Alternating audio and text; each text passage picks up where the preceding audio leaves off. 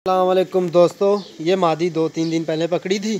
परसों पकड़ी थी। ये आज घर जा रही है। हमने कहा इसको छोड़ देते हैं, जिसकी है वो घर चली जाए उसके।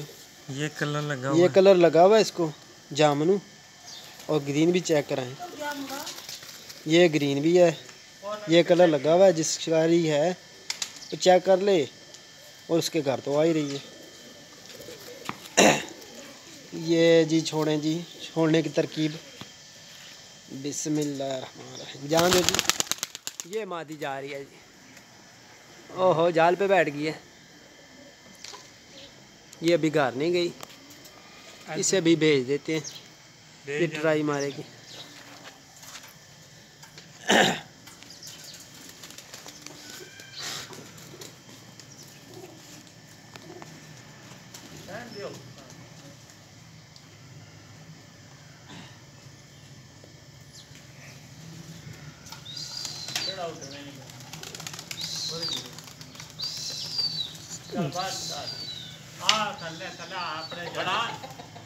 वीडियो बनास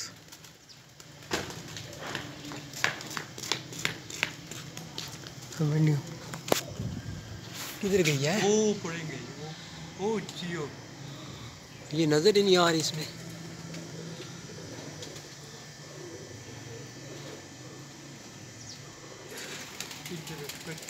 ओ, जा रही है।